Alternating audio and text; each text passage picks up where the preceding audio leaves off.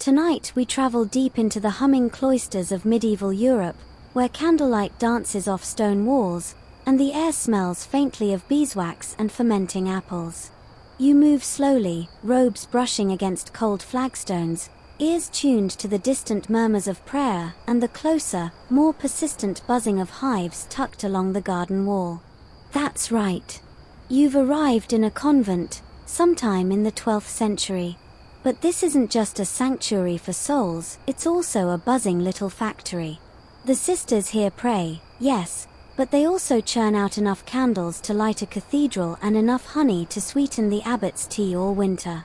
And you, lucky traveler, are about to find out why nuns became some of the busiest apiarists of the medieval world and how, surprisingly, they found ways to outsource the whole operation without giving up control. Of course, not everything about this gig is sweet.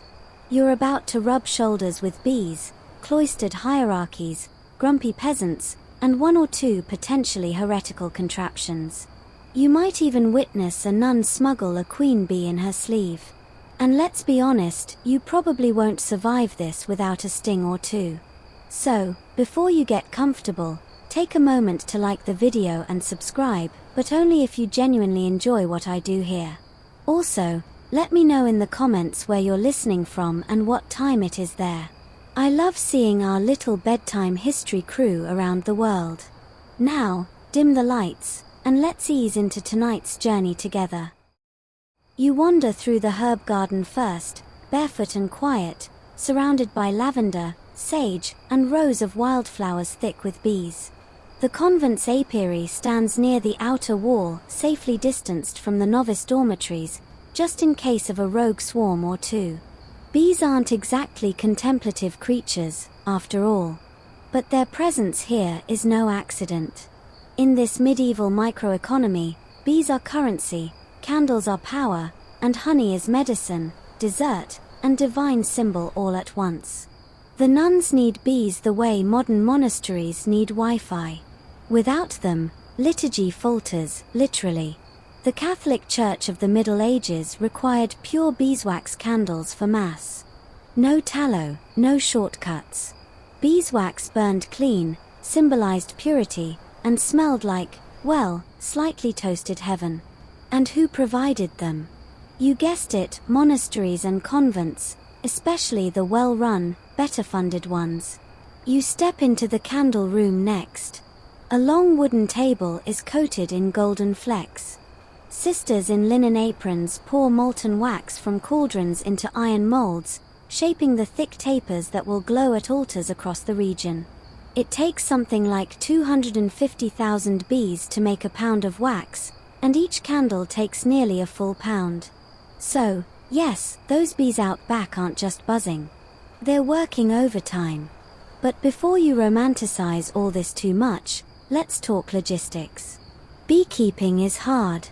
Even today, it involves endless maintenance, cleaning hives, managing swarms, preventing mites, and checking the health of colonies that are prone to collapse faster than your neighbor's sourdough starter. Now imagine doing all that in a floor-length habit, with zero insect repellent, while also being expected to rise for matins at 3:45 a.m. Some sisters manage to keep up, especially the younger, more spry ones, but others find the whole thing a little much. And frankly, it's not in the rule of Saint Benedict that you must get stung weekly in order to achieve spiritual enlightenment. So begins the quiet, clever tradition of outsourcing. But not quite yet.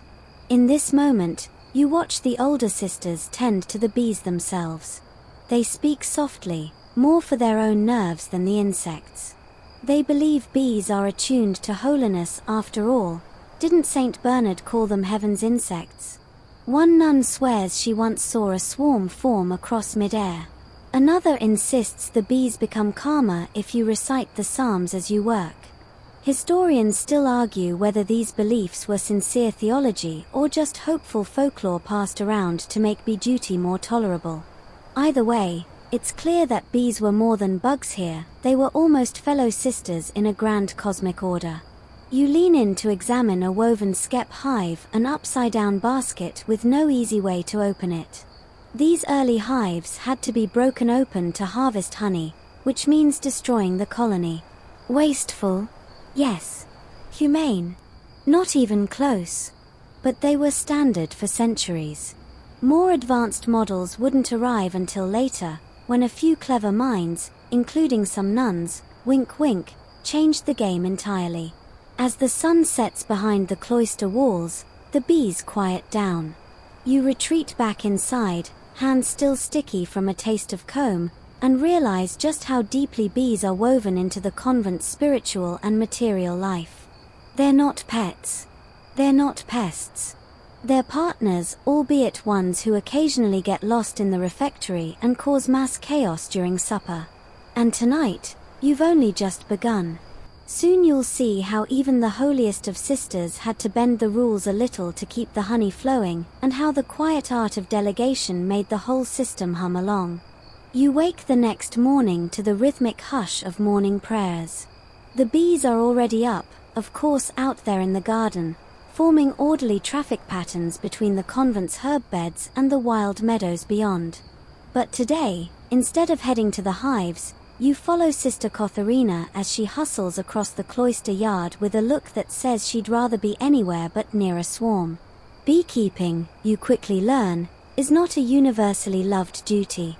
While some nuns seem to enter a meditative trance when tending the hives, others, well, let's just say they appreciate bees more from a theological distance. Sister Katharina is one of the latter. You watch as she tries to calm her nerves with a quick Ave Maria before pulling a veil over her face that does nothing to hide the absolute dread in her eyes. Back then, there were no modern bee suits, no mesh hoods, no gloves with grippy fingers. Just layers of linen, prayer, and hope.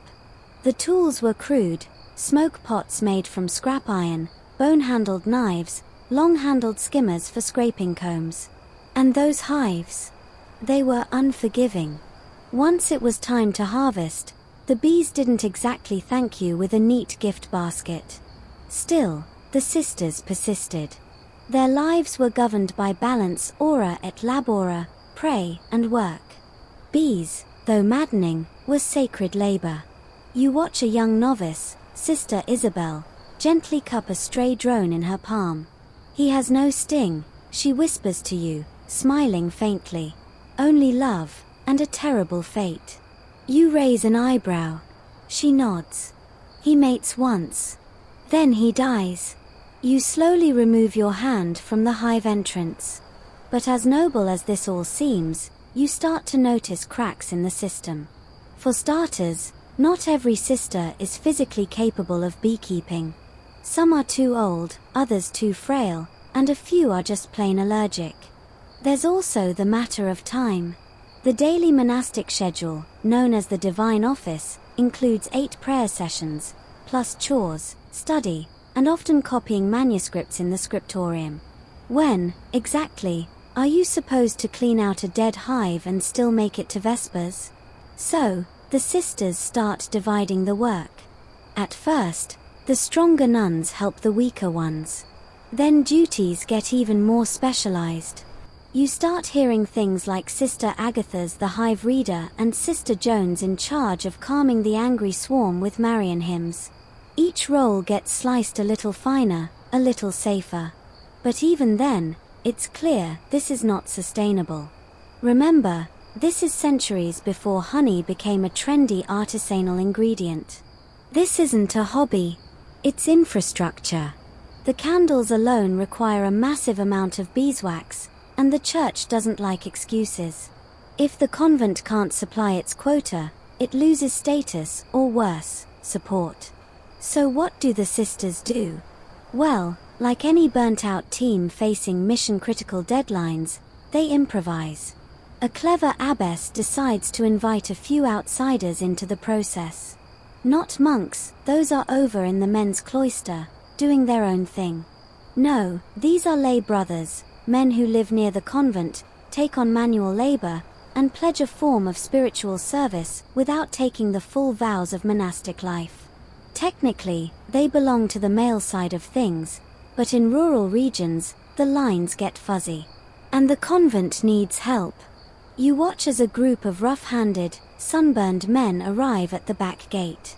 One carries a wicker cage filled with new queen bees. Another brings bags of crushed herbs used to calm aggressive hives. Sister Katharina breathes a visible sigh of relief and retreats, muttering something about a vow of stability and how she did not sign up for stingers. The lay brothers are paid modestly, mostly in food, shelter, and the occasional coin. But their work is crucial. They harvest honey, clean the hives, and build new skep baskets from twisted straw. It's a mutually beneficial arrangement. The nuns get their beeswax, the brothers stay spiritually employed, and the bees, one imagines, appreciate the consistency. Still, it's not without tension. These are women who've taken strict vows. Outsiders, even helpful ones, pose a spiritual risk. Meetings are supervised. Instructions are passed through shutters. And God help any lay brother who tries to flirt. One allegedly did, once, and ended up with hot wax spilled down his robe. Accidentally. Probably. Historians still argue whether these working relationships were as innocent as the records claim. Some point to letters hinting at affection. Others say that's reading too much into polite Latin phrasing. What's certain is that convents had to walk a fine line, balancing their spiritual purity with very real logistical needs. And slowly, the system adapts. The nuns don't relinquish control. They train the lay brothers, oversee hive placements, dictate harvesting cycles. The spiritual power remains firmly in the hands of the abbess, who signs off on every barrel of honey and every taper shipped to the cathedral. This isn't outsourcing as abdication, it's more like outsourcing as delegation, with divine oversight. As the sun sets, you walk past the hives again. They're quieter now, tucked in for the evening like the rest of the convent. You catch a glimpse of Sister Isabel sketching something in a little notebook, a diagram of hive airflow, maybe? Or just a doodle of a bee wearing a halo? Hard to tell. One thing's for sure. The nuns have begun a transformation. Beekeeping is no longer a burden they must bear alone. It's a system, a collaboration, and if the sisters have their way, a pathway to spiritual and material sustainability. And you haven't even met the peasants yet. You wake to the smell of damp earth and the faint scent of beeswax wafting through the halls. Morning chores have begun again, and you catch Sister Katharina dragging a heavy basket of honeycomb past the chapel door. She nods curtly. "We've outsourced the stings," she murmurs, "but not the lifting." You offer to help. She doesn't say no. Today, though, your task isn't in the convent. You're walking beyond the outer walls, across a narrow stone bridge, and down a rutted dirt path into the surrounding village, because the next step in the nuns' outsourcing journey isn't religious at all. It's economic. And it's surprisingly cunning. Here's the problem. Lay brothers are great. They're strong, reliable, mostly, and relatively quiet. But there aren't enough of them. And not every convent has the funds to house or feed extra workers indefinitely. So the abbess of this particular house, an especially strategic woman named Mother Adelgunda, cooks up a plan. You arrive at a peasant's cottage just as a small swarm of bees drifts lazily toward the hedgerow. The farmer, a stooped man with wild eyebrows and 2 teeth total, doesn't flinch. In fact, he casually waves at the swarm. "Those are the convents," he tells you. "The abbess lets me keep them if I send her half the honey." He shrugs. "Fair enough." You blink. "Wait, the convent's bees live here?" Indeed, they do. This is outsourcing, medieval style. Mother Adelgunda has started contracting beekeeping out to local farmers in exchange for lowered rents, grazing rights, or forgiveness of certain taxes owed to the church. These aren't formal contracts, of course. They're handshakes sealed with prayer and the occasional jug of homemade ale. The deal works like this. The convent provides the hives, usually the old ones they don't want anymore, maybe even a new swarm or two. The peasant sets them up on his land, takes care of the daily tasks, and sends a portion of honey and wax back to the nuns. Everyone wins. Well, almost everyone. You walk a little farther and find another cottage. This time, the arrangement looks different. A grumpy woman stands in her garden glaring at a pair of overturned hives. "Fox," she spits. "Or maybe my fool husband." She doesn't sound thrilled. The nuns say it's God's work, but I've got blisters and stings and not enough wax to patch the roof. Not every outsourcing deal goes smoothly. Some peasants see bees as a burden. Others accidentally kill swarms through neglect or weather misjudgments.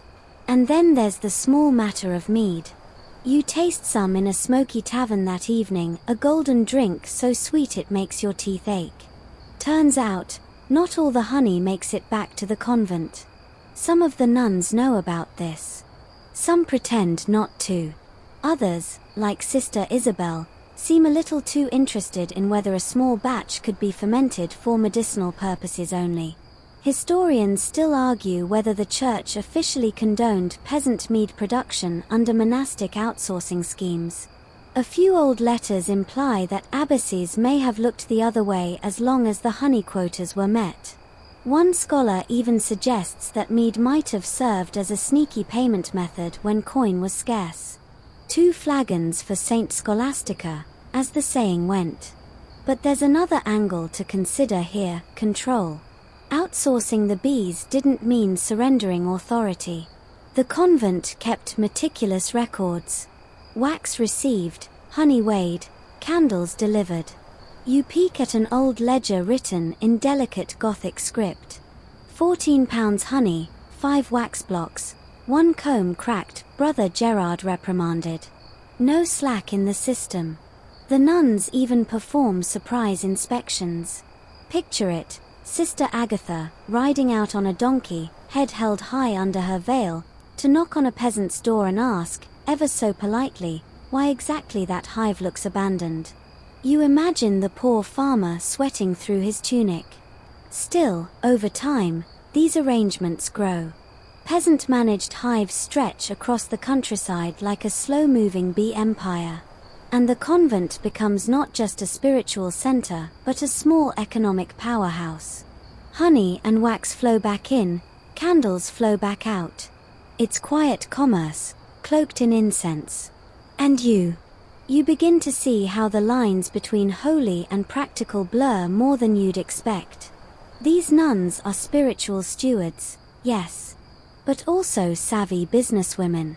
Mother Adelgunda even negotiates with nearby estates to lease bee rights along the hedges, because bees don't know boundaries, and if they're going to pollinate someone else's orchard, she'd like a little compensation, thank you very much.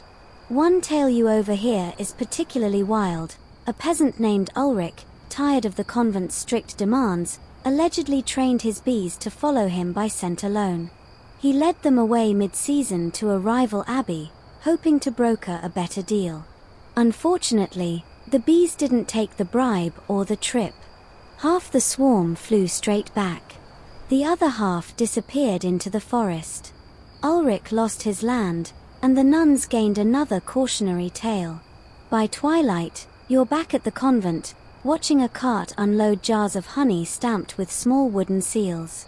Each jar carries the initials of the contributing household, proof for the abbess, maybe, or just a mark of pride. Either way, it's clear, the nuns have cracked a system. One that saves their time, protects their bodies, and still ensures the liturgical candles get made on time. Outsourcing, in this world, doesn't look like corporate boardrooms or global shipping. It looks like backdoor deals, borrowed bees, and a soft smile from Mother Adelgunda that says, yes, we are the brides of Christ, but we also know how to run an empire. And as you lie down that night, you hear it again, that ever-steady hum just outside the cloister wall. The bees are still working. And so, in her own way, is the abbess. You wake before dawn this time, stirred by a low chant echoing from the chapel and the faintest smell of smoke, burnt rosemary and pine tar. But this morning is different. There's a buzz in the air, And it's not just the bees. Today is candle-making day. You follow the procession into the kale factory, a warm stone chamber lined with drying racks and soot-blackened pots. Buckets of beeswax, golden, dense, and faintly sweet, stand stacked beside woven baskets of dried herbs and wood ash. Sister Isabel gives you a sleepy wave, her fingers already dusted yellow. Here's the thing you didn't quite grasp until now: bees weren't just about honey. Sure, everyone loved honey, especially the sweet-toothed monks up the hill who mysteriously always needed more for medicine. But it was the wax that mattered most. The medieval church ran on candles. Thick ones, thin ones, votives, altar tapers, and elaborate paschal monsters as tall as a bishop's mitre. No candles, no mass. No wax, no light. And if you were a nun in charge of candle production, you quickly realized you never had enough. Beeswax was precious, clean-burning, sweet-smelling, symbolic of Christ's purity, and a nightmare to render properly. It had to be melted slowly, strained through cloth, then cooled and poured, usually multiple times, to get rid of impurities. You watch as Sister Agatha scrapes a single blackened hair from the surface of a cooling vat and mutters something unrepeatable in Latin. There are no molds yet. Not really. Instead, the sisters use dipped methods, string wicks suspended over long sticks, each slowly lowered and lifted, over and over, until the wax builds up in shimmering layers. It's slow, painstaking, meditative. Some call it a form of prayer.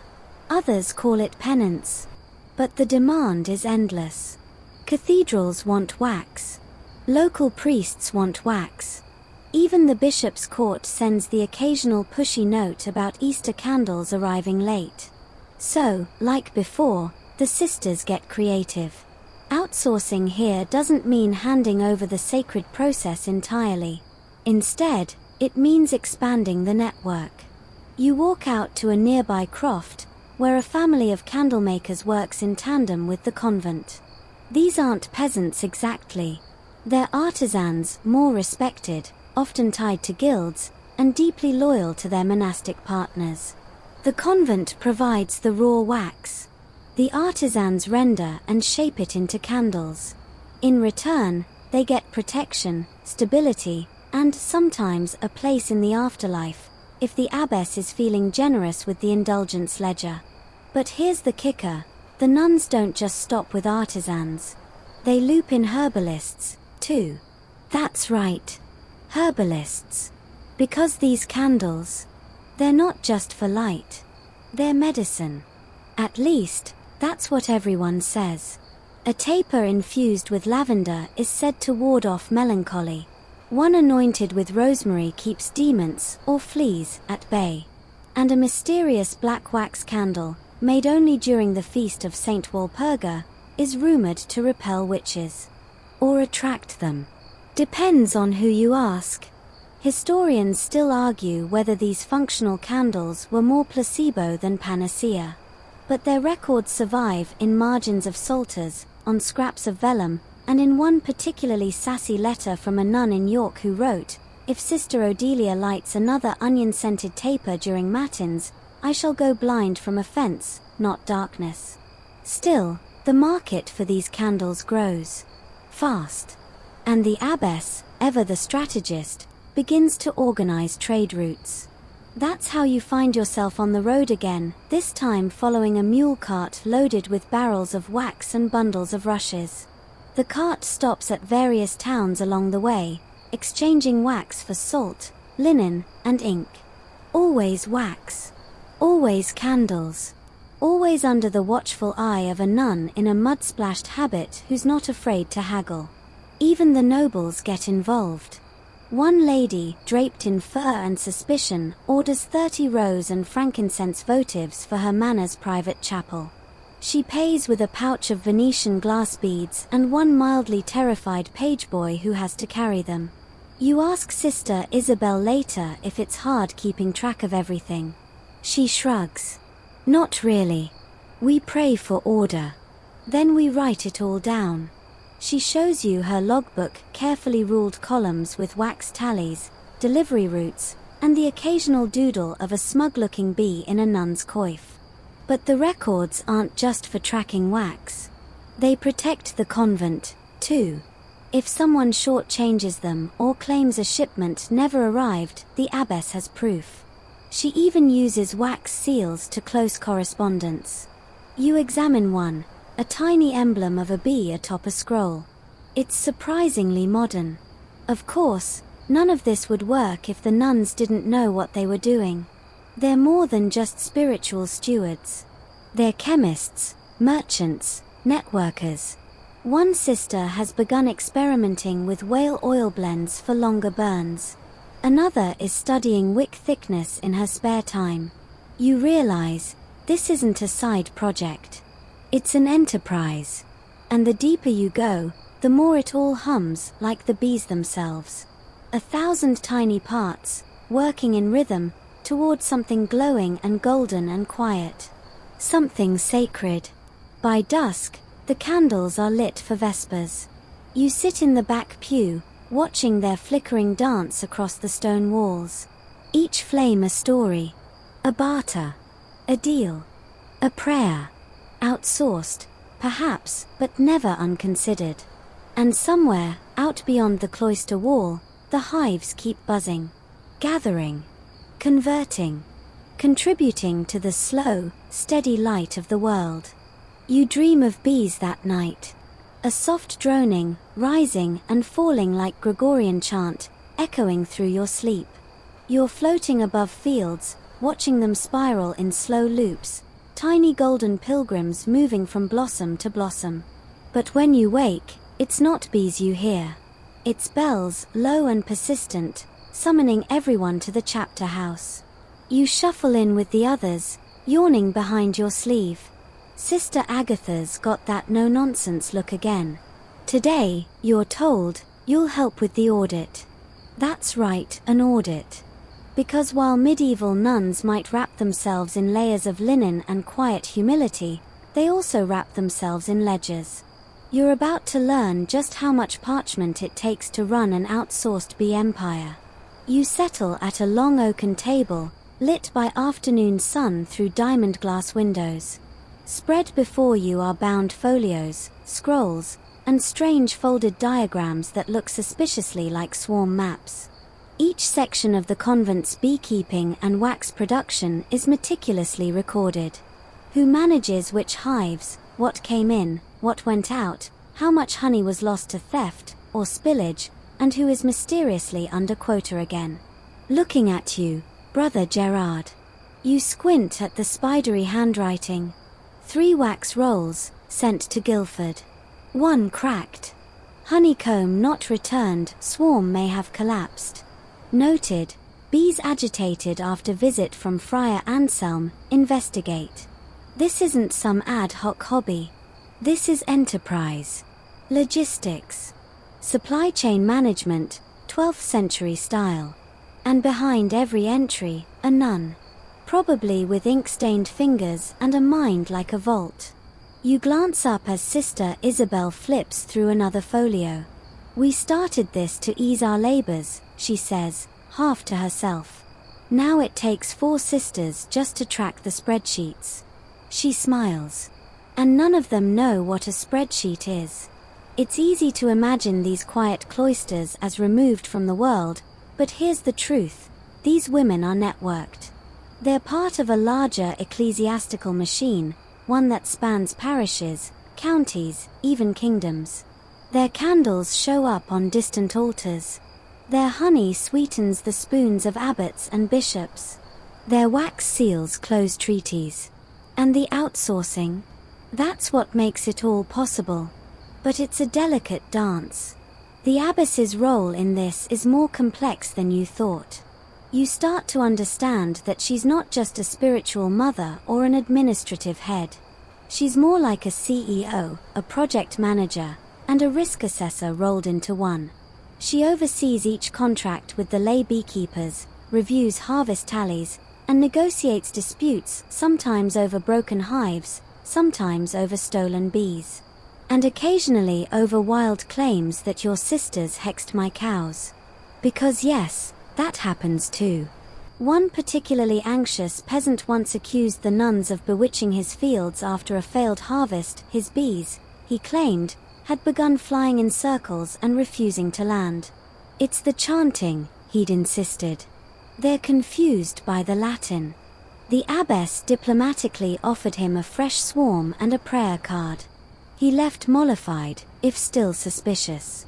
Historians still argue whether such conflicts were genuine paranoia or strategic bargaining tactics.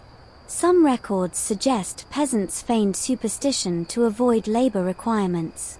Others hint that the nuns themselves used their mystique to enforce discipline. After all, it's hard to argue with a woman who knows the Latin names for bee diseases and calls down the Holy Spirit. You come across another ledger entry, a list of approved beekeepers. Next to each name is a column of notes: temperament of bees, reliability of honey yield, moral character. One man is crossed out entirely, with the phrase "too many excuses, wife too loud." The system relies on relationships and reputations. The abbess knows who to trust, and she keeps tabs. Not every monastery was this efficient. Many let their bee operations fall into disrepair. Others were exploited by corrupt officials or lazy tenants. But not here. Still, mistakes happen. There was, for instance, the time a batch of wax was contaminated with animal fat. It burned smoky and foul, and 3 sisters passed out mid-service. You read the margin note: "Do not trade with butcher's cousin again." Or the shipment of candles that melted entirely during a summer procession to Winchester. The wax pooled inside the reliquary cart, ruining both the casket and the mood. From then on, the abbess insisted on cooled transport wagons lined with damp cloth and, if possible, shade. Or nighttime deliveries. You begin to appreciate the sheer volume of coordination this requires. The nuns don't just track what comes in, they schedule swarm seasons, candle pouring, shipment windows, feast days, repairs, inspections, prayer, too, but prayer works its way in between tasks, slipping through the cracks like soft bee song. What's odd is how modern it all feels. This paper trail, this operational rhythm. You can almost hear the hum of a medieval office, minus the keyboards. There's even passive-aggressive note-taking. One comment reads, "If Sister Ludmilla continues to double-count her wax weight, we shall have words." And scale recalibration. And all of it's handwritten. Carefully copied, sometimes illuminated, though that seems to depend on the sister's mood. One ledger has tiny golden bees drawn in every corner. Another just says, grimly, "April was a loss." By late afternoon, your head is spinning with columns and figures. Sister Isabel pats your shoulder. "It gets easier," she says. After your 4th swarm chart, it all starts to make sense. She pauses. Unless the bees are cursed again. Then you just give up and eat the honey. That evening, you sit in the scriptorium by candlelight, paging through one last register, a quiet volume titled "On the Keeping of the Lord's Bees." Inside are devotional reflections, but also tips on swarm behavior, hive spacing, and a deeply passive-aggressive poem about wasps. You realize something strange. This isn't just outsourcing. It's identity. The bees are woven into the convent's soul, into their rituals, their records, their roles. The audit isn't just a business review, it's a reaffirmation of purpose. And as you close the book, the last candle flickering low, you find one final line inked at the bottom of the page. No signature. Just a simple script. Let the bees come and go as they will, but may the light they bring never dim.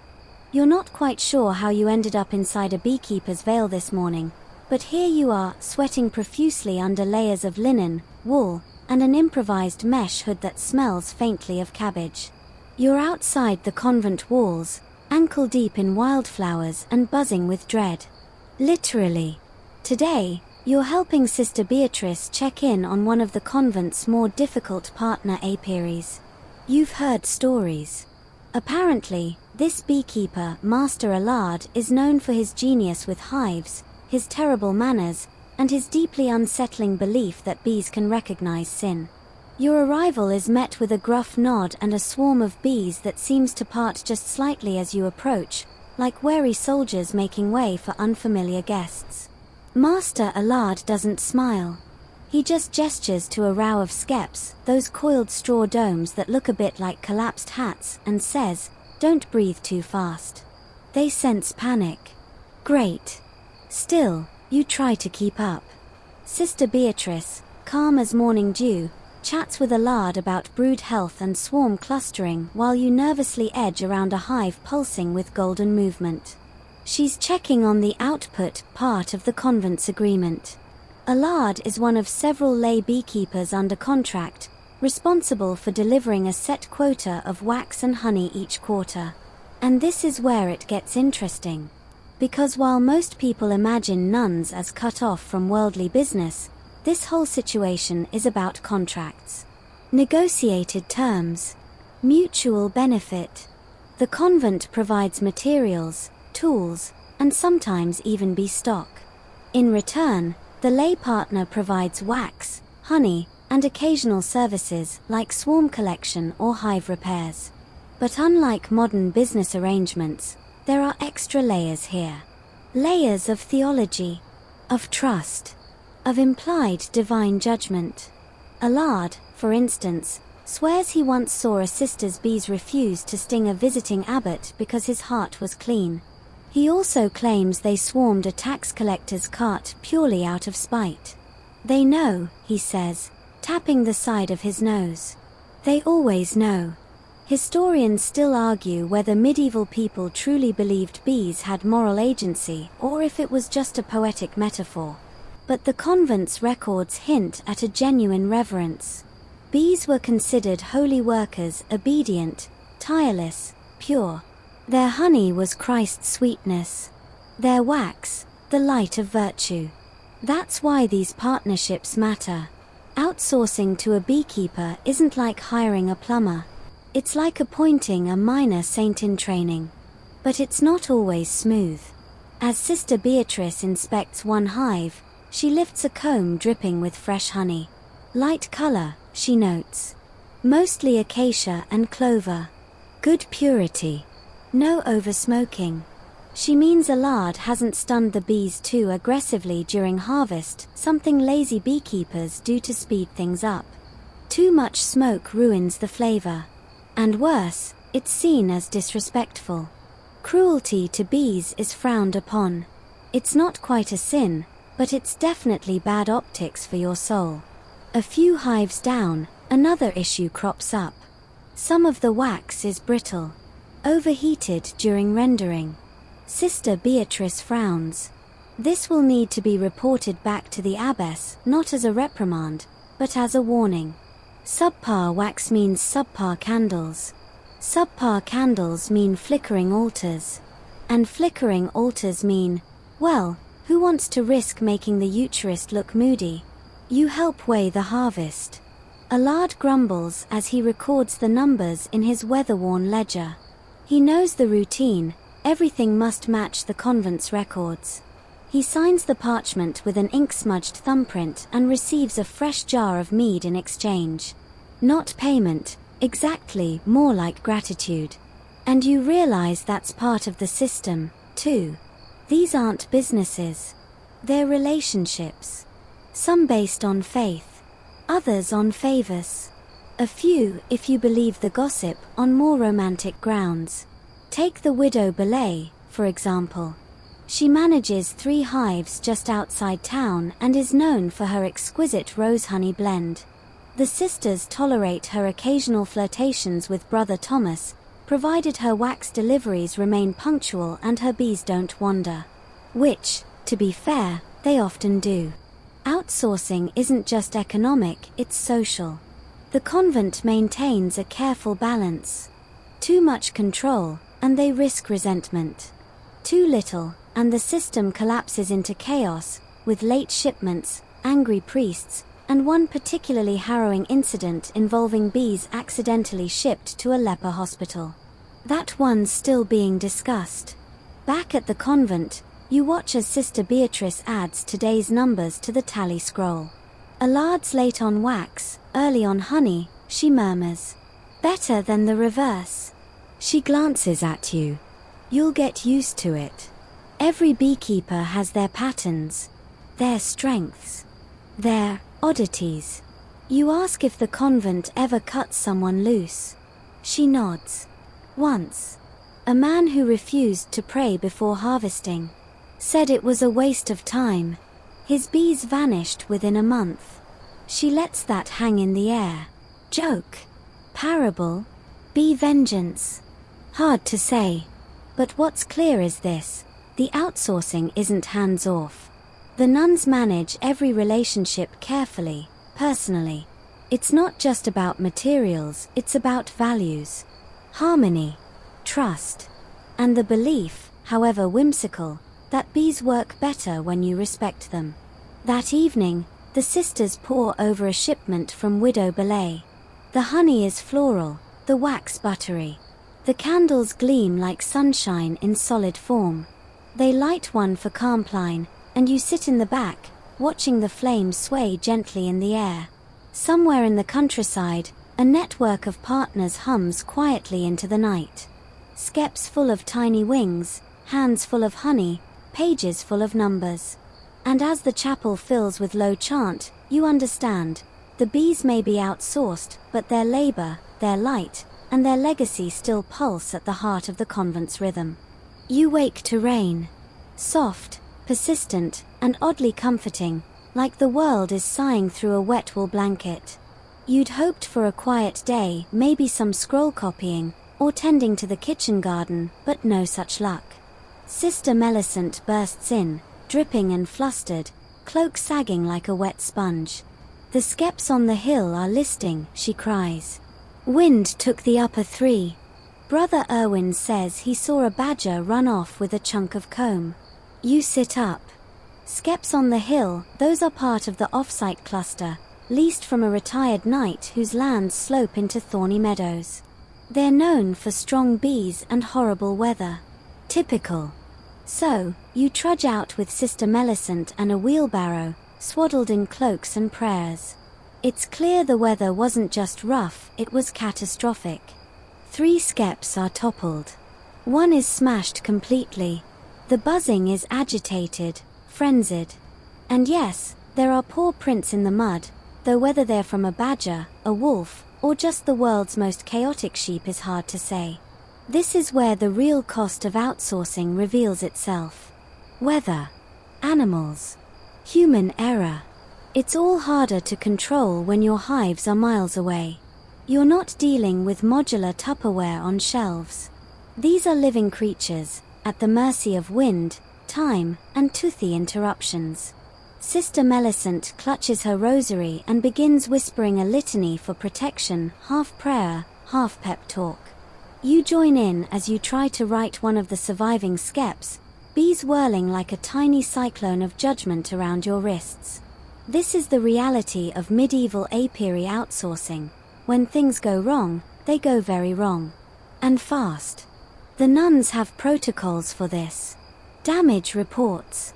Emergency wax shortages. Swarm relocation.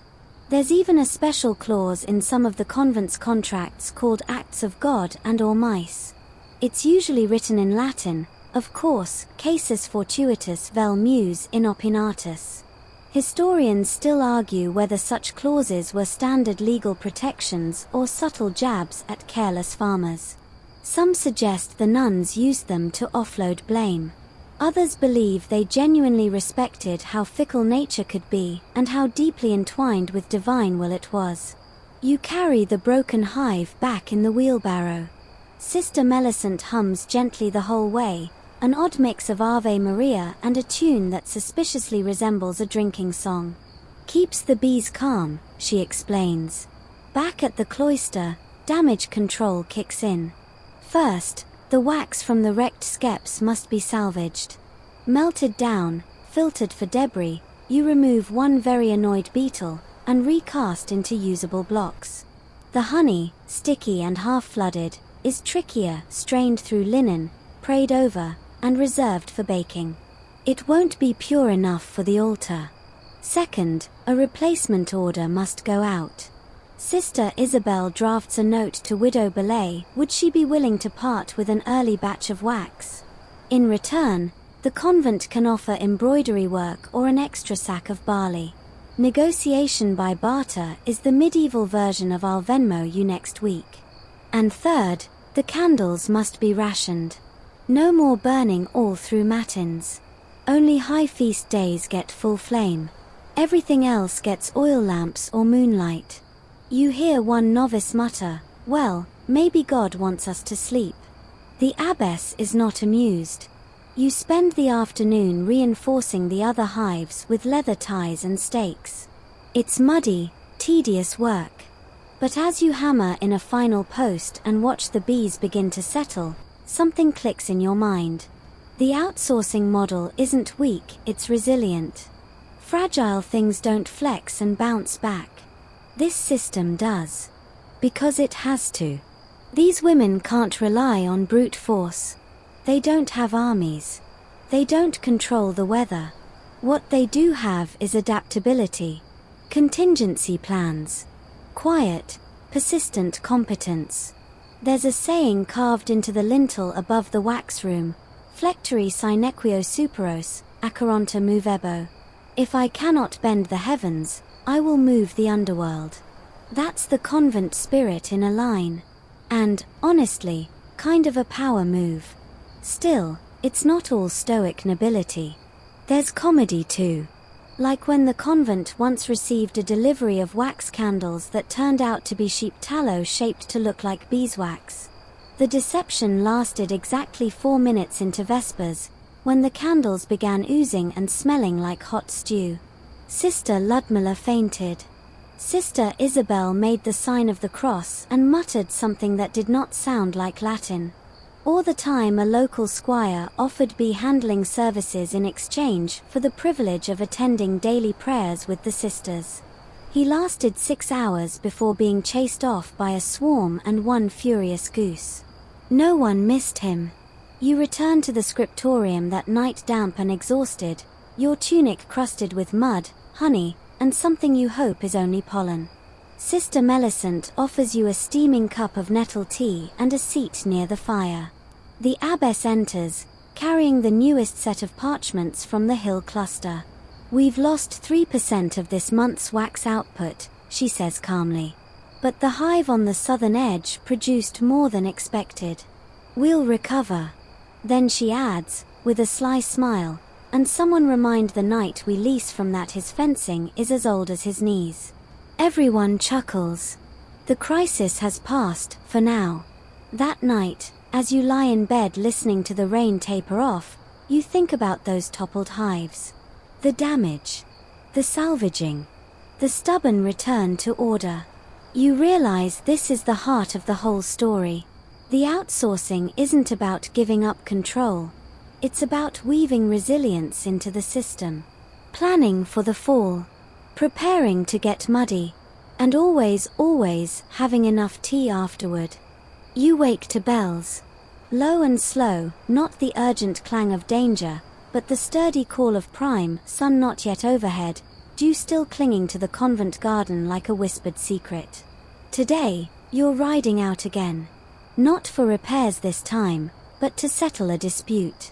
Which, in the delicate politics of monastic beekeeping, is code for "Please stop stealing our bees." You ride with Sister Isabel, who keeps the convent's contracts and is not to be trifled with.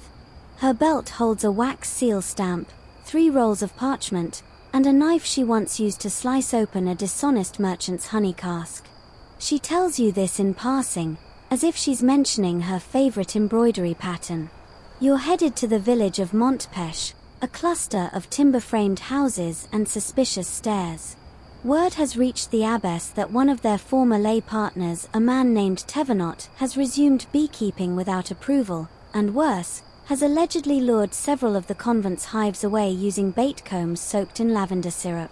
Yes, hive theft is a thing. And no, it's not subtle. Thévenot once worked closely with the sisters, even provided a prized strain of Carniolan bees. But after a disagreement, rumors vary. Some say it involved unpaid wax, others claim a scandalous flirtation with a novice. He was let go. Since then, he's been persona non grata, except his meadow happens to border convent land. And bees, as you've learned, don't respect property lines. So now you find yourself at the edge of that very meadow, where Sister Isabel is confronting Thévenot like a calm, veiled thundercloud. We counted 8 skeps. You had 3. Now 5 of ours are under your care. That's an error of arithmetic. Thévenot shrugs. Bees go where they please. Perhaps they enjoy my company. Sister Isabel doesn't flinch. And yet, they left behind wax stamped with our sigil. Bees may wander, but candles do not. And there it is, one of the convent's oldest tricks, micro-engraving. Before shipping candles out, each one is etched with an invisible swirl, a single letter code denoting hive origin. You need a trained eye and perfect lighting to see it, but it's there. And Thévenot? He's been reselling marked wax. Historians still debate how widespread such branding practices were. Some think they were rare, the preserve of only the most organized communities. Others argue they were more common than we assume, just another example of the subtle, often invisible labor women poured into monastic life. Thévenot blusters. Claims coincidence. Sister Isabel, ever unbothered, simply presents a parchment. We won't press for damages. But we're reclaiming the hives. You help. Under watchful eyes, you and 2 hired porters gently gather the disputed skeps. They're docile, oddly enough, as if they know where they belong. One bee lands on your hand and doesn't sting, just rests there, warm and impossibly light, like a grain of living sunlight. The trip back is quiet. Sister Isabel hums something under her breath, Gregorian chant, maybe, or a shopping list in melody. At the gate, she signs the return log, adds a quick note about Thévenot, unrepentant, keep distant, and directs the reclaimed bees to the south cloister yard for quarantine. Yes, bee quarantine is real. If you're going to reintegrate a stolen hive, you need to make sure it's disease-free. And not harboring any foreign queens. Or carrying gossip. That last part's a joke. Mostly. That evening, the sisters gather for a rejoicing ceremony. Not official liturgy, just a habit they've developed after a successful dispute. There's honey bread, soft cheese, and an extra psalm added to compline. Not everyone attends, some are tending to wax pouring or final repairs, but the air is light. Joyful. You sit beside Sister Agnes, who handles bee illness and maintains a herbal infirmary for both nuns and insects. She's daubing a balm onto a bee's thorax with a sliver of goose feather. Sore from the trip, she explains. Happens sometimes. It's here you learn that the convent doesn't just borrow bees, they care for them, in ways that border on maternal. There's a warm chamber for sick colonies. A special blend of mead and honey for winter feeding. Even lullabies. Yes, actual lullabies. Sister Agnes sings them while checking the hives at dusk. So they know they're safe, she says. Quirky. Absolutely. But somehow, fitting. This isn't about bees as tools. It's about bees as fellow creatures in a spiritual ecosystem. Outsourcing the labor doesn't mean outsourcing the love. Later, Sister Isabel tells you that Thévenot was once promising, charming, hardworking, unusually gentle with drones. But he wanted more control than the system allowed. He didn't believe in shared stewardship. He wanted ownership. That's the tension at the heart of it all. Outsourcing works because it's rooted in mutual dependence, not dominance. The nuns supply resources, guidance, and oversight. The lay beekeepers offer labor, terrain, and skill. But when someone tries to flip the script, to own the bees, the wax, the light, it breaks. You think back to that single bee on your hand. How unthreatening it felt. How much trust was required to stay still. Maybe that's the whole lesson. Not just about bees. About everything. This is a system that survives on stillness. Patience. Quiet intervention when things buzz off course. And, when absolutely necessary, a very polite but firm retrieval mission with a side of veiled threats. As the stars brighten above the cloister roof, you hear the distant, soft clink of wax molds being stacked. The sisters are preparing a new batch. The reclaimed wax will be re-rendered, blessed, and shaped into candles once more. Recycled light. Restored order. And bees back where they belong. You're elbow deep in beeswax again. This time, it's not a crisis, it's candle sorting day. And if that sounds like the medieval version of organizing sock drawers, you're not wrong. But here's the twist. These aren't your ordinary stubby altar candles. These are categorized, coded, and depending on their purpose, either revered like holy relics or tossed into the melty bin with little ceremony. You're in the wax room, which smells like sun-warmed honeycomb and smoky tallow, even though no one's used tallow here in years. Shelves groan under the weight of candles in various stages of completion, tall ones for Easter, thick ones for funerals, squat vigil lights for personal prayers, and dozens of travel candles made to withstand bumpy donkey rides to nearby chapels. Sister Ludmilla oversees this whole chaotic arrangement like a wax-based librarian. She doesn't walk so much as float, her veil trailing behind like steam.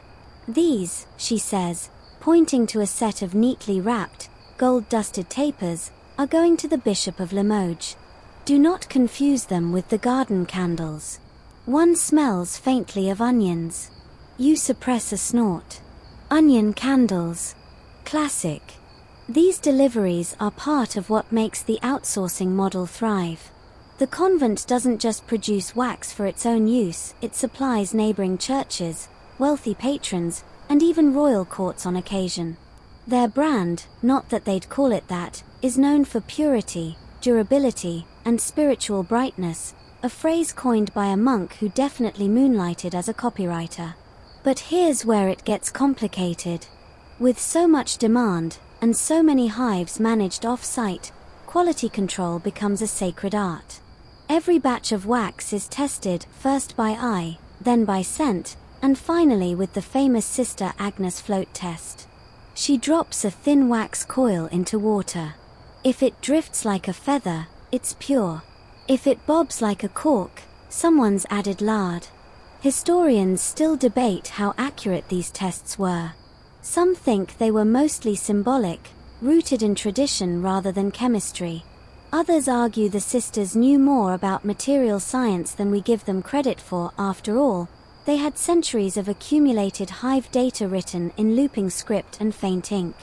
You pick up a candle marked March, and sure enough, the wax has a faint greenish hue, pollen-heavy, from the early blossoms. Spring wax burns faster, more fragrant. Summer wax is richer, almost amber. Winter wax, rare and precious. That's the stuff used for Christmas masses and royal funerals. Over in the corner, Sister Millicent is carving tiny letters into the base of a new batch. Hive ID, wax grade, season harvested. It's not just clerical, it's accountability. If a candle burns too fast or drips too much, the buyer can trace it all the way back to a meadow outside Poitiers and a particularly moody beekeeper named Hugo. And yes, outsourcing means dealing with moods, human and insect. There's one hive out in the Limousin Hills that refuses to produce wax thicker than a wisp. Another swarms every time someone plays the lute nearby. The sisters log these quirks in their master ledger under the column labeled Tactus Apium, temperament of the bees. Some entries read like horoscopes. Hive 8B, restless, prone to storm panic. Hive 12D, docile, favors clover-heavy regions, dislikes loud bells. Hive 9F, possible queen drama. Reassess in Advent. You laugh when you read that last one. Sister Ludmilla leans in. Oh yes. That was the hive that chased Brother Lambert into a barrel.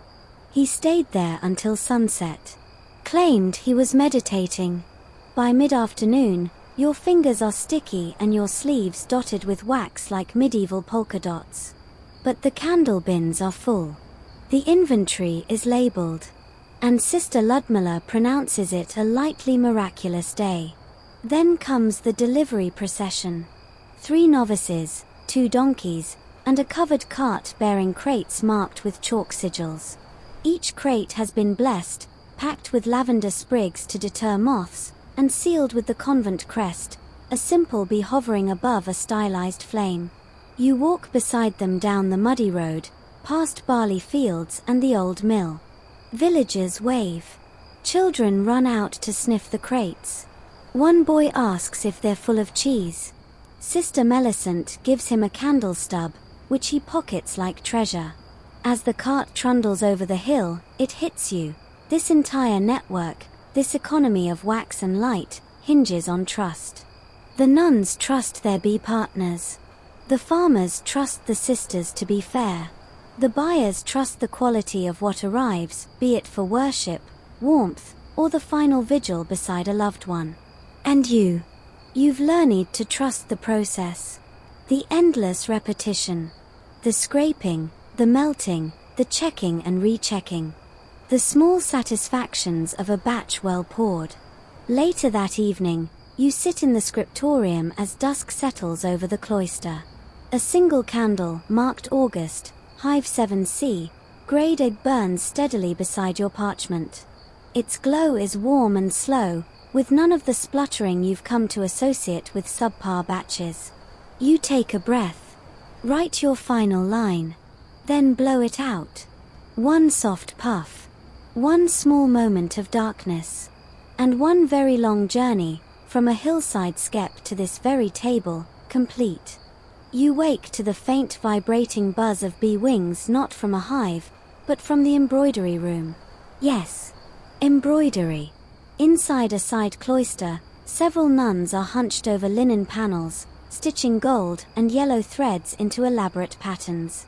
From a distance, it looks like ordinary ecclesiastical handiwork, flowers, saints, an occasional halo. But up close, bees. Tiny bees. Woven into cuffs, collars, hems, and stoles. And not just for decoration. These buzzing stitches are a quiet signature of the monastic bee economy. You sit beside Sister Junior, who threads her needle like she's drawing a bowstring. They used to be birds, she says. Then someone decided bees were more honest. She grins, the kind of grin that makes you wonder what she got up to before vows. Turns out, the convent's connection to bees extends into its visual identity. Not officially, of course, there's no patron saint of bees printed in the breviary. But here, they've adopted Saint Gobnate, an Irish saint whose legend involves chasing off bandits with a swarm. Her icon, a woman with a veil full of bees. Her feast day, marked with extra honey cakes and slightly fewer chores. Embroidery becomes another medium for reverence. Every thread hums with symbolism. Bees mean order, diligence, and sweet reward after labor. But they also represent the sisters themselves, cloistered, productive, able to sting when pressed.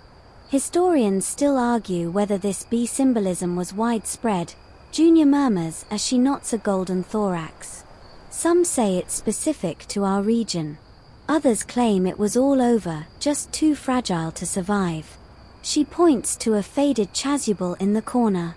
You can barely see it now, but that used to shimmer like wings in sunlight. You help for a while. Stitch. Pull. Knot. The rhythm is meditative, like a hive hum transposed into thread.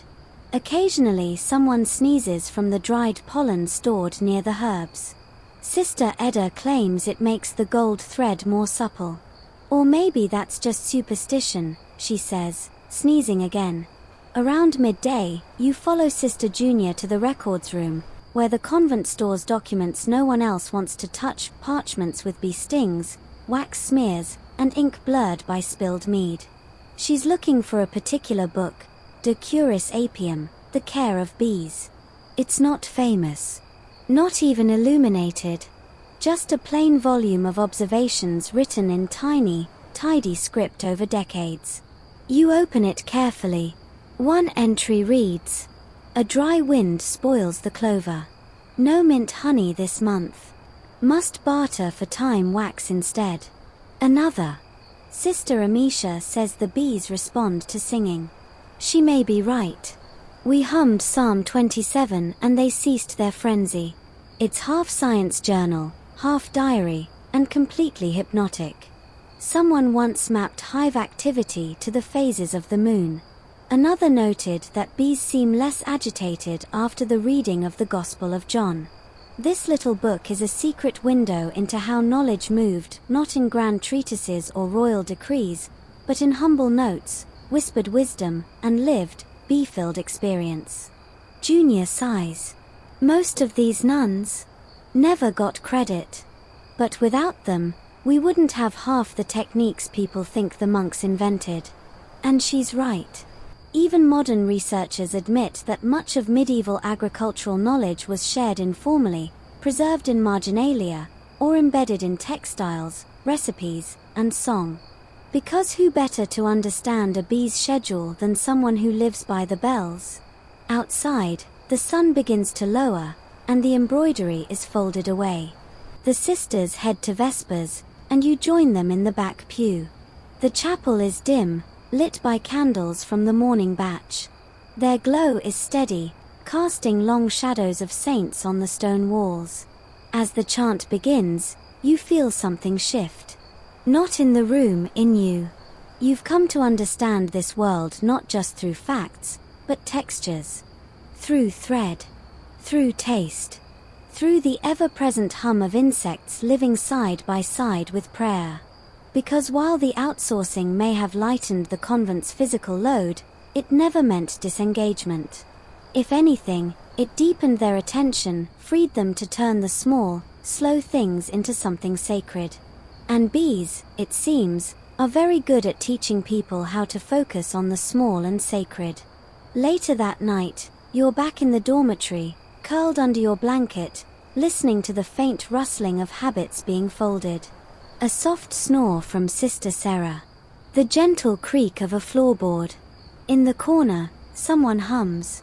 Not a hymn this time, something wordless. Gentle. Almost a lullaby. And in your sleepy mind, you imagine a hive somewhere out in the meadow, its bees settling in for the night. Quiet now. Full of honey. Dreaming, maybe, of flowers not yet bloomed. The morning begins with smoke, just a ribbon of it, curling from the edge of the orchard. Not fire, not danger. It's the bee smoke ritual, done softly at dawn while the hives are still sleepy and dew clings to the grass like forgotten blessings.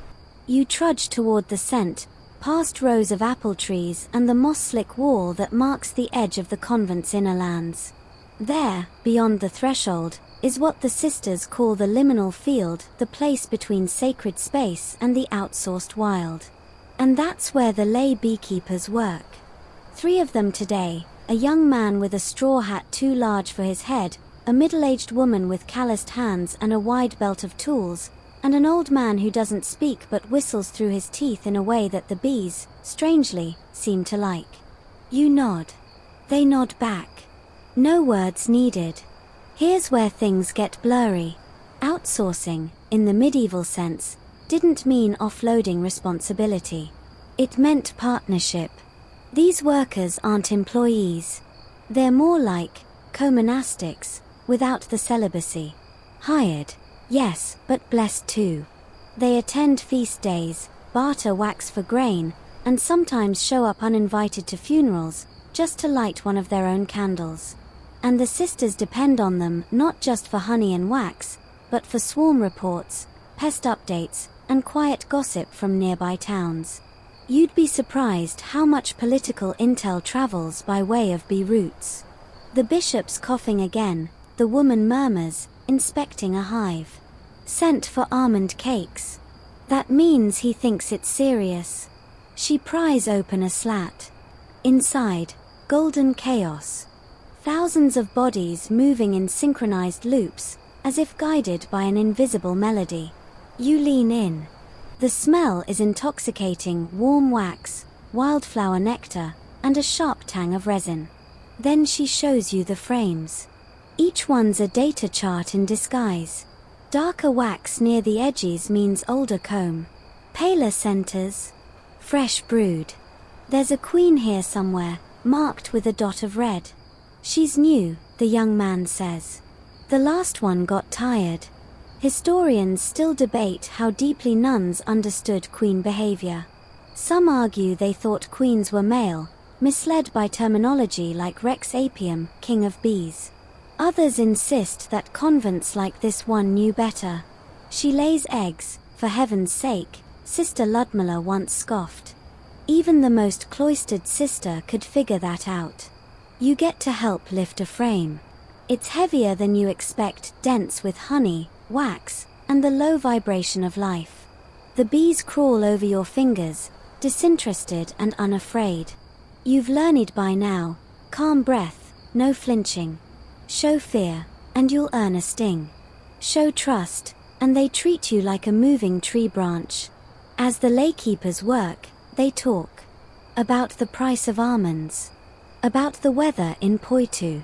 About a miller's daughter who's been sneaking sugar to one hive and getting unnaturally sweet honey in return. Might be cheating, the old man grins. Might be genius. You laugh, but quietly. The bees are sensitive. Back at the convent, the sisters receive the harvest. Not in baskets or barrels, but in linen-wrapped jars, engraved with tiny crosses and date markings.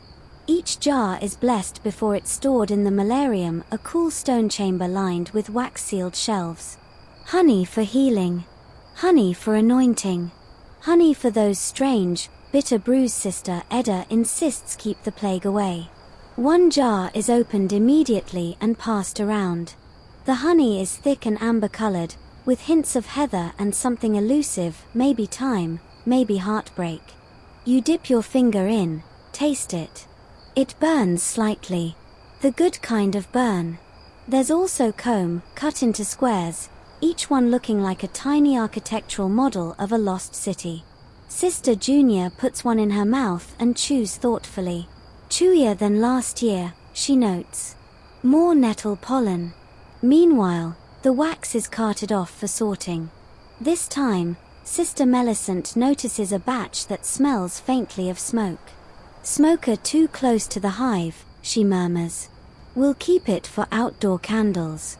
You wonder aloud how they track all this. Simple, she says. We write it down. She opens the ledger. And there it is, row after row of entries, like the diary of a bee-obsessed librarian. Hive 11B. Strong queen. Clover heavy. Moderate aggression. Possible spiritual resonance. Hive 8C. Laykeeper whistled. Result: improved production. Note for next Pentecost. The final entry is yours. You borrow a quill and scrawl. Watched the morning harvest. Smelled like the end of a hymn. Millicent reads it, smiles, and adds a note beneath. First poetic observation in 3 weeks. Spirits high. Recommend extra honey cake. Later that night, as you sit near the cloister pond watching the fireflies mirror the stars, you realize the outsourcing isn't just practical. It's spiritual. It connects the enclosed world of the convent with the messy, buzzing life beyond. The bees move between both worlds, just as the sisters do in prayer, in trade, in stitched hymns and sweetened brews. And you're somewhere in between too. Not a nun, not a laykeeper. Just a traveler with bee legs and candle wax on your sleeves, bearing witness to a system that somehow balances the sacred and the swarm. You wake to the rustling of parchment and the soft clicking of wooden beads against stone. Sister Ludmilla again, already up, already muttering to herself over the bee records. Today, she's cross-referencing. Not prayers or saints this time, but bloom cycles and rainfall. This should have been a rosemary year, she mutters, flipping pages, but look at this lavender dominance. No wonder the bees were cranky. You rub your eyes and ask what she's doing. Predictive modeling, she says, deadpan. 15th century style. Turns out, nuns weren't just passive recipients of honey. They were protodata scientists, running experiments over decades, long before analytics became a buzzword. The sisters charted weather patterns, hive productivity, floral proximity, even the mood of the bees on feast days. One margin reads, Saint Scholastica's vigil, low yield, high aggression. Correlation? You follow her into a low, cold room lined with dusty folios and cracked wax seals. Some of the books smell faintly of almonds and ink. This is the scriptorium annex, not quite official enough for illuminated manuscripts, but not so informal that anyone dares throw the ledgers away. You see a pattern emerging. The convent is its own ecosystem of microarchives. And bees. They're in all of them. One crumbling scroll suggests bees can recognize individual humans by scent. Another insists the smell of violets excites the workers into overproduction. Historians still argue whether such claims came from empirical observation or pure medieval imagination, but honestly, in this place, it's hard to tell the difference. You spend the morning cataloging hive maps, ink-drawn diagrams of each box, marked with runes, initials, and odd symbols. Some look like constellations. Others resemble abstract art. Ludmilla taps a spiral. This one means troubled queen. She grins. Also applies to certain abbesses. One of the most fascinating charts is a year-by-year table that assigns each hive a personality. Steady, flighty, melancholic, zealous. The sisters treated bees like co-workers, quirky, emotional, and fully deserving of personal notes. A quirkier discovery awaits in a locked drawer, a carved wooden board etched with honey recipes, some medicinal, some decidedly experimental. One lists bee bread, dried nettles, a crushed ruby, and a single drop of moon water. You raise an eyebrow. Sister Thekla's doing, Ludmilla shrugs. She was fond of celestial nonsense. The best part? The nuns weren't hoarding this knowledge. Whenever traders or pilgrims passed through, someone got a bee lecture. They shared swarm behavior theories. They gifted honey salves. Some convents even copied their notes for nearby monasteries. But here's the funny thing, many of those monks edited out the nun authors when recopying the texts. Centuries later, their contributions almost vanished. The bee records survived, but the hands that wrote them faded behind a veil of ink and Latin. Still, clues remain. In a corner of one codex, you find a tiny drawing of a nun holding a beehive like a baby. Below it, the words, non sine labor, nec sine dulce dine. Not without labor, nor without sweetness. You say it out loud, and Ludmilla nods. Our motto, she says. Unofficial, of course. The bishop prefers the bit about obedience. By midday, your fingers are stained with ink, your back aches from leaning over parchment, and your brain buzzes with bee trivia. You need air. Outside, the hives shimmer in the heat. The bees are busy, but less frenzied than usual. Sister Junior joins you on the bench and hands over a piece of barley bread soaked in lavender honey. You bite. It tastes like floral fire. Ever wonder if they listen to us? She asks, pointing at the swarm. Not just react, but actually listen. You shrug. It's hard to say. Maybe bees are just bees. Maybe they're little messengers, ferrying prayers between the grounded and the divine. Maybe they're just good at finding the best flowers and couldn't care less what humans chant about in the chapel. Historians still debate whether medieval people thought bees had souls. Some theologians argued they were too industrious not to. Others claimed their virgin birth-like reproduction made them mystical, but still soulless. The nuns? Well, they never said outright, but you've seen how gently they treat the drones after a bad winter.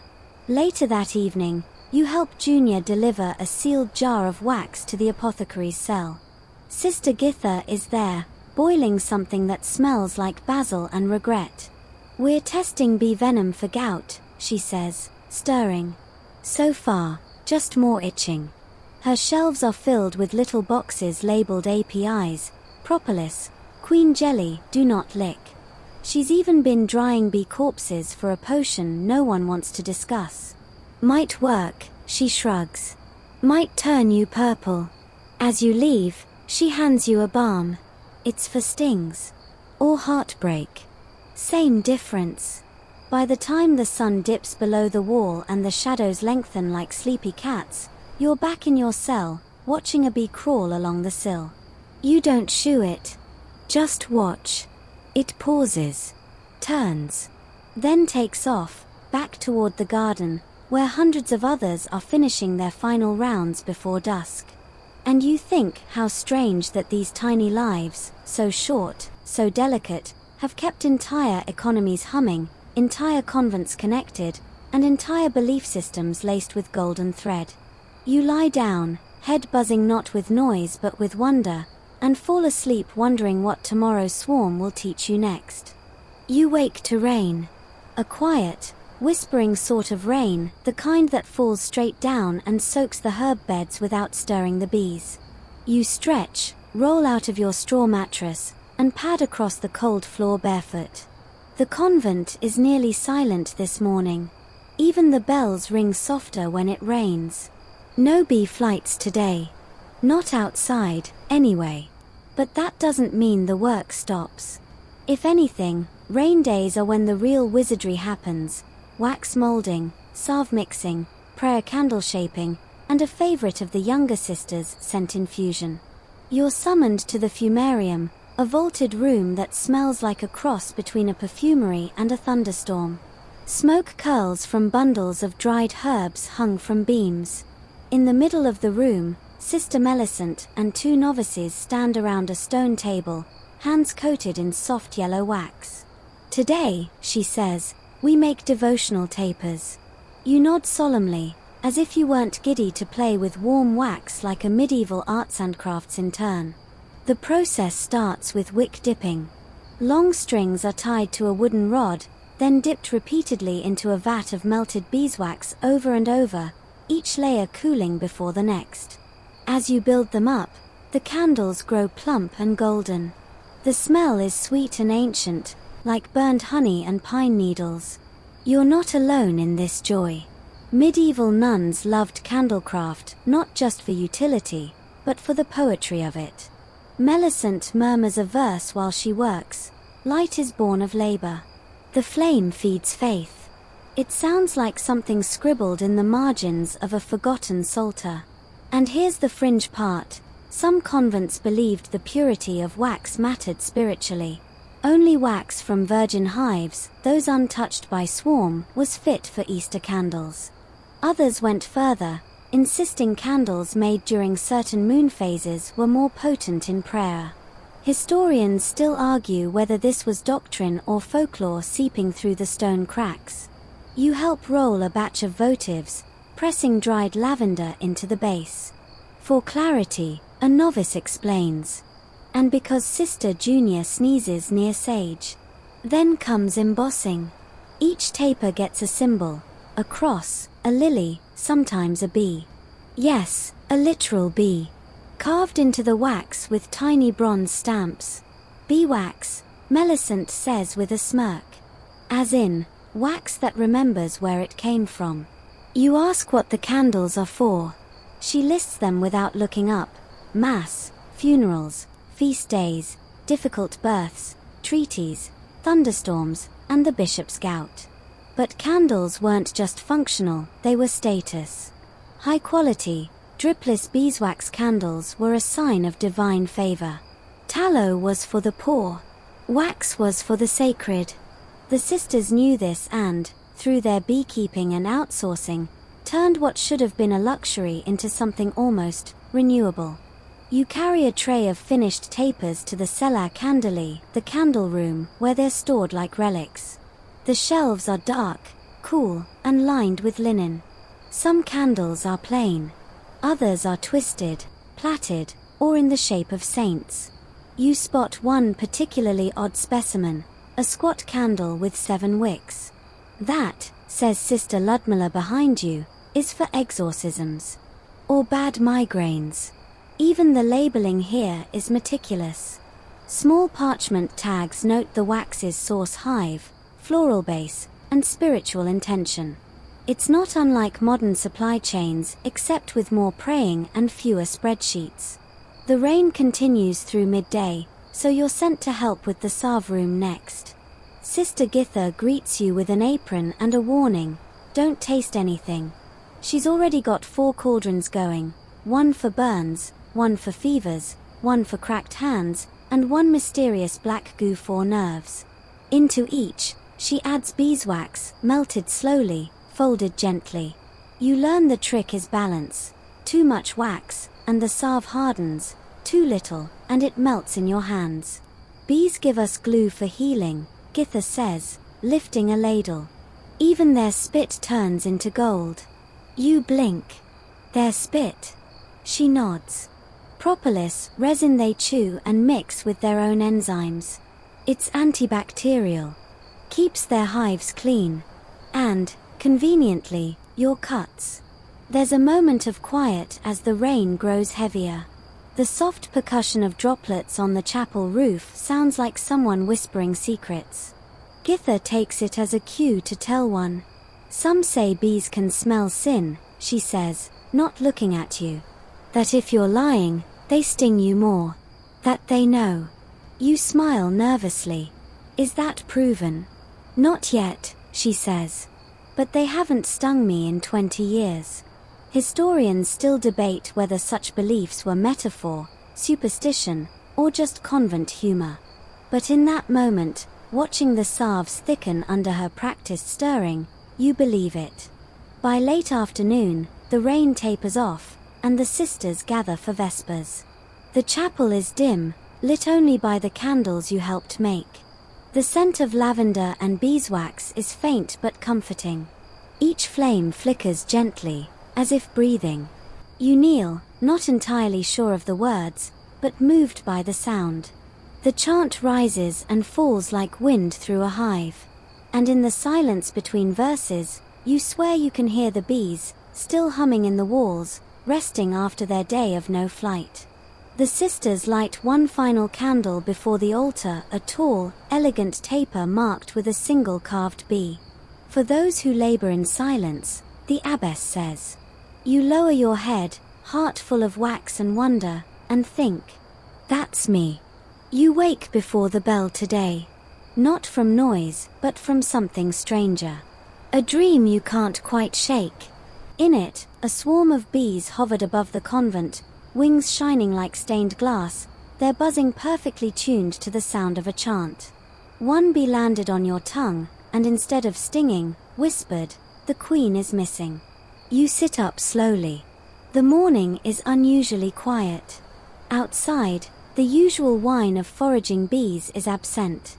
The air feels expectant. You pull on your robe and step into the cloister. Sister Junior is already pacing near the herb beds, her brow furrowed. Hive 12, she says without greeting. Queen vanished. Ah. So maybe your dream was more memo than metaphor. Inside the apiary, chaos is measured in buzz. Hive 12 is agitated, with bees zigzagging at odd angles, bumping into each other like panicked commuters. Sister Ludmilla is already in her beekeeping veil, muttering prayers and calculations. Last checked 3 days ago. Queen present. Laying strong. Today, nothing. No brood. Just disarray. You help lift the frames, eyes scanning for signs of queen cells, those tall, peanut-shaped chambers the workers build when it's time to replace the monarch. Sure enough, there are 3. All capped. A succession crisis in wax. This, Ludmilla says, is why we have backups.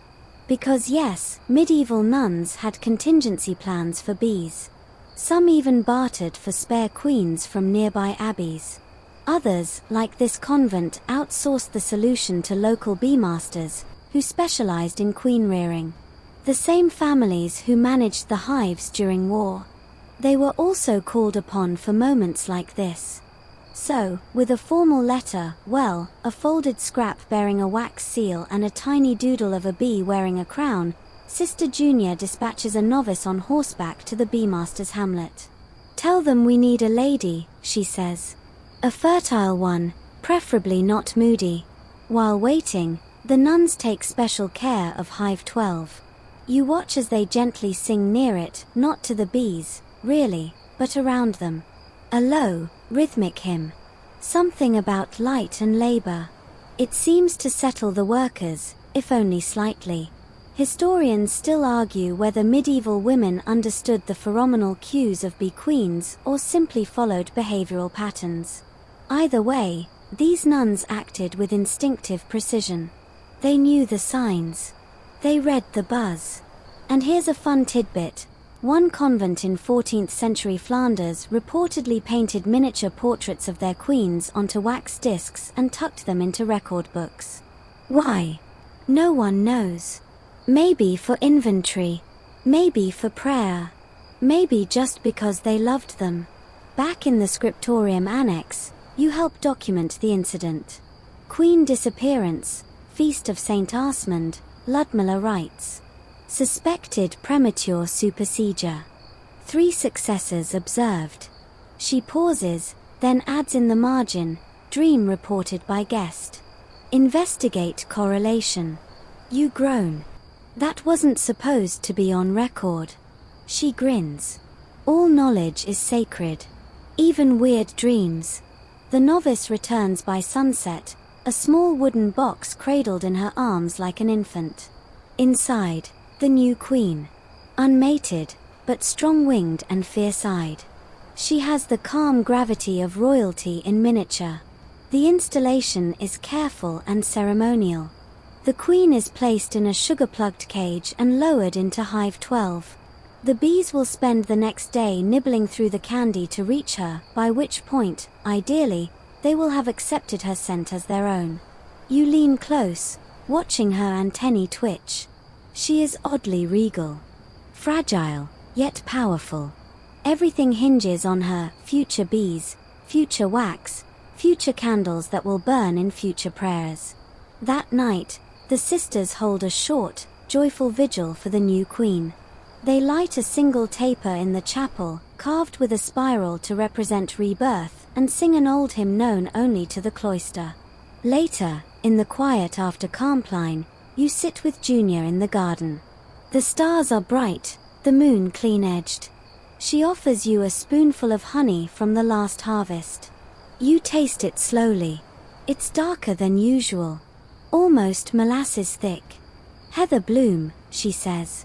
Makes them a little moodier, but more potent. You lick your lips, then ask, "Do you think the bees know we're watching them this closely?" She tilts her head. They watch us back. Or don't you think the queen chose you for that dream? You want to laugh, but you don't. Because somehow, it feels plausible. After all, this place has bent your sense of reality since the moment you stepped through the gate. Historians still debate whether bees were seen as omens, or simply symbols. Some monasteries believed a swarm near a church was a sign of divine favor. Others thought it meant impending death. The nuns here, they seem to think it means, pay attention. And you do. As you return to your cell, you pass Hive 12 one last time. The workers are calm now. You hear the softest hum, just audible over the wind. It sounds like gratitude. You smile. Maybe it's just your imagination. Or maybe, in this convent of wax, chant, and quiet queens, even the bees say thank you when the right soul listens. The last of summer's warmth clings to the stone walls as you rise again. The golden hours of harvest are here, and you can feel it not just in the ripening apples or the thicker scent of rosemary, but in the way the bees move. Slower, more deliberate. Like they know the season is closing its doors behind them. The sisters are up early, bustling around the apiary. Today's the final honey pull before the cold months set in. You're handed a veil and a basket without a word. By now, you know the rhythm, the calming smoke, the slow lifting of frames, the practiced hand that checks for capped comb.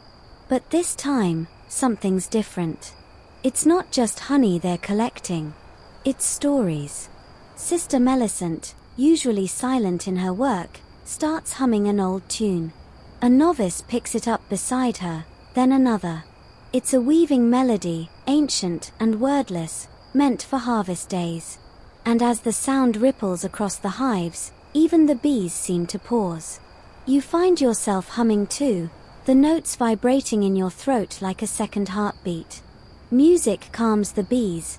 Junior whispers beside you, wiping her brow. And us. The honey this year is thick and amber dark. The sisters collect it reverently, letting the frames drip into ceramic jars etched with saint names and bee runes. Blessing honey, Millicent says, holding one jar up to the light. To be used in childbirths, fever cures, and, occasionally, biscuits. You smile. She's only half joking. Back inside, the convent transforms into a bustling waxworks and apothecary. Honey is filtered, candles are rolled, tinctures bottled. Every sister has a job. Even the infirm help label jars. There's a sense of celebration, not raucous, but warm. Grateful. Like Thanksgiving minus the turkey and family drama. You're assigned to bottling propolis tincture today. The smell is sharp, piney. This batch goes to the bishop, Githa says. For his throat. You raise an eyebrow. He talks too much, she adds. You finish sealing the last bottle and sit for a moment in the shade. A cat brushes against your leg. Somewhere nearby, a bell chimes softly. You close your eyes and realize you don't want to leave. That's when Abbess Heloise finds you. She's taller than you remember. Or maybe you've just gotten smaller in spirit, folded into this place. We've spoken with the council, she says, voice low and even. There's an opportunity.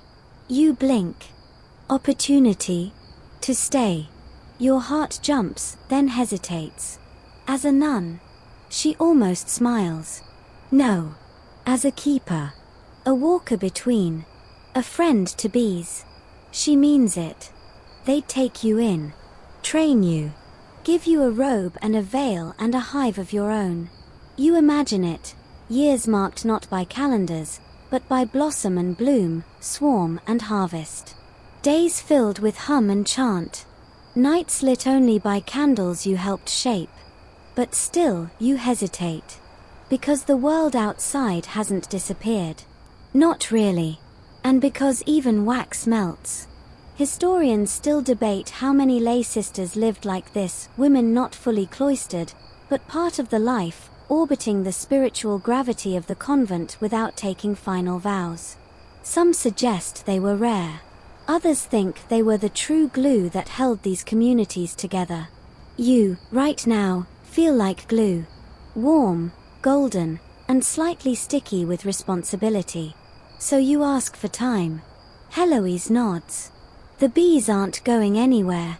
That night, they light the final candle of the season. A tall one, made from every hive in the cloister. It's meant to burn through the equinox, melting hour by hour, a slow prayer of gratitude. You watch the flame bend gently, casting long shadows across the chapel floor. The scent rose, clover, and smoke settles into your clothes, your skin, your memory. Later, back in your cell, you pack your things slowly. Not because you're eager to go, but because you know you can return. The bees, after all, remember. Even when you don't. They remember who whispered near their wings, who brought them rosemary on hot days, who stepped softly between their hives without fear.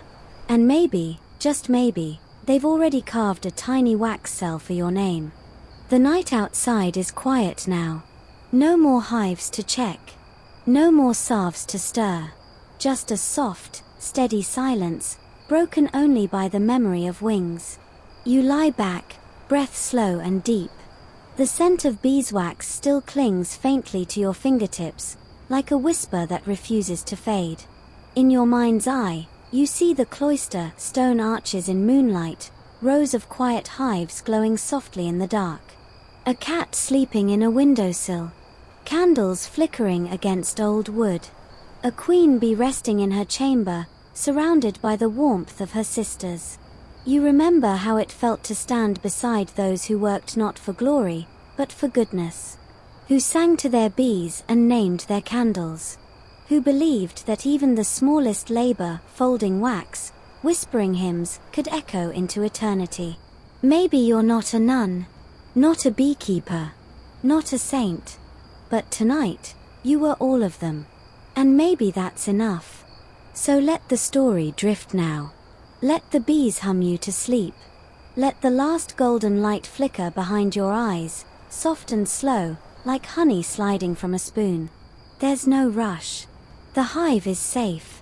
The sisters are still singing, somewhere far off, their voices woven with wings. And you're exactly where you're meant to be.